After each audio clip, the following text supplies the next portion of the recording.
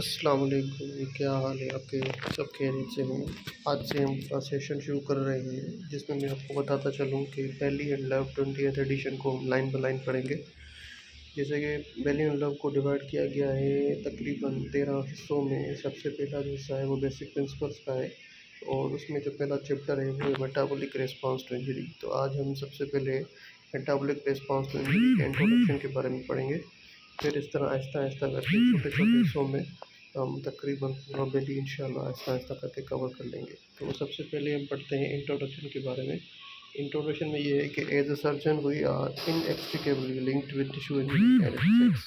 बता रहा है कि सर्जन के हिसाब से जो है हम ना चाहते हुए भी टिश्यू इंजरी और इसके इफेक्ट से बच नहीं सकते। both from the damage which operating inevitably causing and from the treatment of accidental traumatic injury। दोनों जो इंजरीज होती हैं, चाहे वो इंजरी किसी सर्जरी की वजह से हो, चाहे वो इंजरी जो है किसी एक्सीडेंटल ट्रामा की वजह से। ठीक है, तो एज अ सर्जन कोई भी सर्जन हो वो टिश्यू इंजरी और उसके इफेक्ट से बच नहीं सकता। फिर चाहे वो इंजरी किसी सर्जरी की वजह से हो रही हो या वो इंजरी जो है ट्रामा के दौरान कोई प्रोसीजर परफॉर्म करने की वजह से हो रही हो। जब इंजरी हो जाती है तो फिर the body response to significant local tissue injury. जब इंजरी हो जाती है तो हमारा जिस्म जो है वो उस इंजरी को रिस्पॉन्ड करता है। वेदर सर्जिकल एक्सीडेंटल वो इंजरी चाहे सर्जिकल हो या ट्रॉमेटिक हो, हमारा जिस्म जो है उस इंजरी के अगेंस्ट जो है एक्शन लेता है। कैसे लेता है? With a series of systemic changes which affect the functions of vital organs. उसमें बहुत सारे चेंजेस करता है अपने सिस्टम्स के अंदर जो है वो बहुत सारी तब्दीलियाँ लाता है जिसकी वजह से जो भी हमारे जिस्म के वाइटल फ़र्क आ जाता है।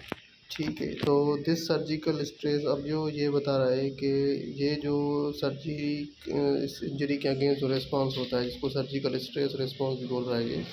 This surgical stress response is brought about by several pathways involving hormones, inflammation related cytokines and neural circuit.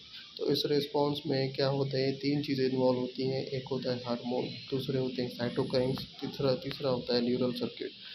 और ये क्या करते हैं, it lead to alteration in the body metabolism. इससे क्या होता है कि बॉडी का मेटाबॉलिज्म चेंज हो जाता है। वुंड हीलिंग में अल्टरेशन होती है एंड इम्यूनिटी और इम्यूनिटी के।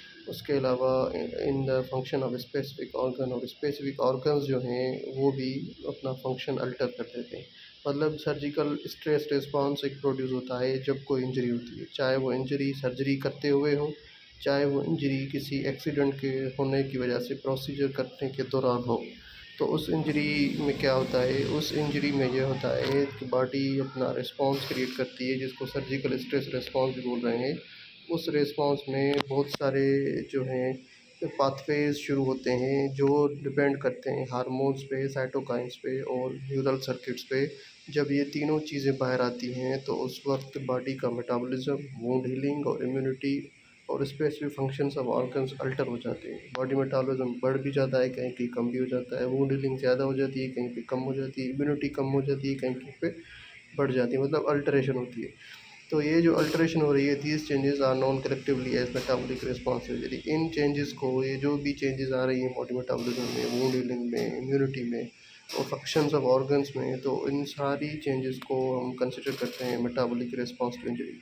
तो आपको समझ आ गया कि मेटाबॉलिक रिस्पॉन्स इंजरी क्या होता है। मेटाबॉलिक रिस्पॉन्स टू इंजरी ऐसा रिस्पॉन्स इंजरी के अगेंस्ट बॉडी प्रोड्यूस करती है जिसमें हार्मोन, साइटोकाइन्स और न्यूरल सर्किट इन्वॉल्व होता है जिसकी वजह से body metabolism, wound healing, immunity और फंक्शंस ऑफ ऑर्गन्स जो है वो अल्टर हो जाते हैं। अब क्यों कर दिए? While these responses are design to limit damage and begin repair. इन रेस्पॉन्सेज का मकसद ये है कि भाई जो है रिपेयर शुरू किया जाए जो इंजरी हुई है, और जो डैमेज हुआ है उसको लिमिट में रखा जाए।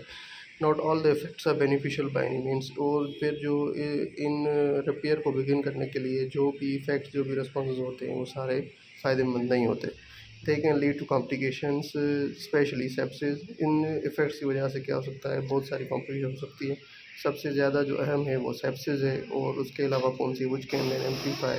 सेप्सिस है जो कि एम्पलीफाई कर देती है और प्रोलॉन्ग कर देती है इसको, मेटाबॉलिक रिस्पॉन्स इंजरी प्रोसेस को, जिसकी वजह से मल्टीपल ऑर्गन डिसफंक्शन सिंड्रोम हो सकता है। समझा गया। तो मतलब मेटाबॉलिक रिस्पॉन्स इंजरी न सिर्फ फ़ायदेमंद है बल्कि ये नुकसानकार भी है। ये ज़्यादातर जो है सेप्सिस में कन्वर्ट हो जाता है, और सेप्सिस क्या करती है, इस रिस्पॉन्स को और प्रोलॉन्ग कर देती है, जिसकी वजह से मल्टी ऑर्गन डिसफंक्शन सिंड्रोम हो जाती है। Given that these metabolic effects of injury can have a significant impact on recovery. जब सेप्सिस हो जाएगी, सेप्सिस होने की वजह से मेटाबॉलिक ऑर्गन डिसफंक्शन सिंड्रोम हो जाएगा, तो फिर इससे क्या होगा कि जो सर्वाइवल होगा पेशेंट का वो अफेक्ट होगा, पेशेंट की रिकवरी में देर हो जाएगी। रिकवरी जो होगी वो उस पर असर पड़ जाएगा, और पेशेंट जो है इसकी सर्वाइवल जो होगी उस पर भी असर पड़ जाएगा। सर्जन्स रुका इसलिए क्या कह रहा है कि surgeons require an understanding of them in order to care optimally for the patient. अगर अपनी पेशेंट को, अपने जो मरीज़ हैं उनको अगर अच्छी केयर देनी है, उनकी सर्वाइवल रेट आफ्टर सर्जरी बढ़ाना है, तो जो है एक सर्जन के लिए मेटाबॉलिक रिस्पॉन्स इंजरी को पढ़ना लाजिम है। Successful management of metabolic response improve outcome and form the basis of modern perioperative care after major surgery. तो ये बोल रहे हैं कि जो कामयाब मैनेजमेंट है मेटाबॉलिक रिस्पॉन्स के को मेटाबॉलिक रिस्पॉन्स को इम्प्रूव करके उसके आउटकम अच्छे लेने की, वो ये है कि वो डिपेंड करती है आपकी अच्छी पेरी ऑपरेटिव केयर पे, फिर चाहे मेजर सर्जरी के बाद जो आप केयर कर रहे हो वो, और उसके अलावा इंजरी और सेप्टिक जो पेशेंट है उनको ट्रीट करने में। मतलब ये है कि मेटाबॉलिक रिस्पॉन्स जो इंजरी जो है एक सर्जन के लिए पढ़ना लाजिम है, क्योंकि इससे सर्जरी की जो है आउटकम ज़बरदस्त आते हैं अगर किसी पेशेंट को, किसी सर्जन को मेटाबॉलिक रिस्पॉन्स इंजरी के बारे में पता है। This chapter will look primarily at the metabolic response injury while shock, fluid balance, sepsis and nutrition covered chapter different way. तो मतलब इस चैप्टर में जो है हम मेटाबॉलिक रिस्पॉन्स इंजरी के बारे में पढ़ेंगे। इन शॉर्ट में हम बताता चलूँ कि इस इंट्रोडक्शन का मकसद ये है कि जब भी आप कोई सर्जरी कर रहे हैं, सपोज़ आप लेप्रोटोमी कर रहे हैं, तो आप एक बड़ा सा इंसिशन दे रहे हैं, मतलब पेशेंट के टिश्यूज़ को इंजर कर रहे हैं, तो आपको ना चाहते हुए भी आपको टिश्यू इंजर करना पड़ रहा है। तो एज अ सर्जन आप चाहे कुछ भी कर लें, आप टिश्यू इंजरी और उसके होने वाले असरात से बच नहीं सकते। जब भी टिश्यू इंजरी होती है तो बॉडी रिस्पॉन्ड करती है, मुख्तलिफ़ तरीक़ों से, और उसमें हार्मोन्स, न्यूरल सर्किट और साइटोकाइन्स इन्वॉल्व होते हैं, जिसकी वजह से क्या होता है, एक बहुत बड़ा प्रोसेस शुरू होता है जिसमें body metabolism, immunity, wound healing और फंक्शंस ऑफ ऑर्गन्स अफेक्टेड होते हैं, वो अपने फंक्शंस को अल्टर कर देते हैं। ठीक है, तो ये इसलिए करती है बॉडी, ताकि जो भी डैमेज हुआ है उसको लिमिट में रखा जाए और रिपेयरिंग प्रोसेस शुरू किया जाए। कभी कभार ये होता है कि इसमें जो इफ़ेक्ट्स होते हैं वो हर इफ़ेक्ट फ़ायदेमंद नहीं होता, वो कुछ इफ़ेक्ट्स जो होते हैं जब वो प्रोलॉन्ग हो जाते हैं तो वो कॉम्प्लिकेशन कराते हैं। जैसे वो सेप्सिस एक हो गया, तो जब सेप्सिस हो जाती है तो वो सेप्सिस प्रोलॉन्ग कराती है, इन्फेक्टिव रिस्पॉन्स तो इंजरी को प्रोलॉन्ग कर देती है, जिसकी वजह से मल्टीपल ऑर्गन डिसफंक्शन सिंड्रोम हो जाता है।